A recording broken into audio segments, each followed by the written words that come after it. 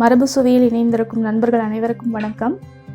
இன்றைக்கி நம்ம இன்ஸ்டண்ட்டாக ஒரு 5 நிமிஷத்தில் செஞ்சிடக்கூடிய ஒரு கார சட்னி தாங்க பார்க்க போகிறோம். இப்போ இந்த மிக்ஸி ஜாரில் ஒரு மீடியம் சைஸ் பெரிய வெங்காயம் அதை சேர்க்குறேன். ஒரு 25லேருந்து ஒரு 30 போல் ஒரு சின்ன பல் பூண்டு, ஒரு மீடியம் சைஸ் தக்காளியில் பாதி சேர்க்குறேன். 5 வரமிளகாய், ஒரே ஒரு காஷ்மீரி மிளகாய். காஷ்மீரி மிளகாய் இல்லை அப்படின்னா நீங்கள் வரமிளகாயே இன்னும் கூட்டிக்கலாம். இப்போ நான் சேர்த்துருக்கிற மிளகாய் பார்த்திங்கன்னா கொஞ்சம் மிதமான அளவு காரத்தில் இருக்கும். இன்னும் கூடுதல் காரம் தேவைப்பட்டதுன்னா அது உங்களோட காரத்திற்கு தகுந்தவாறு கூட்ட குறைக்க செஞ்சுக்கணும். தேவையான அளவு உப்பு, நான் கல் உப்பு சேர்க்குறேன். இப்போ இதை நம்ம நல்லா அரைச்சி எடுத்துக்கிட்டாச்சு.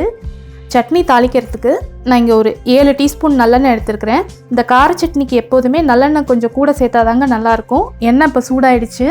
இதில் ஒரு 1/4 டீஸ்பூன் கடுகு, 1/2 டீஸ்பூன் உளுத்தம்பருப்பு, கொஞ்சமாக பெருங்காயம், கருவேப்பிலை கொஞ்சம். இப்போ இந்த தாளிப்பை இந்த சட்னியில் சேர்த்துக்க வேண்டியது.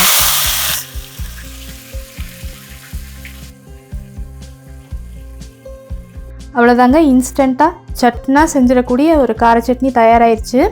இந்த சட்னிக்கு நான் சொன்ன மாதிரி நல்லெண்ணெய் சேருங்க.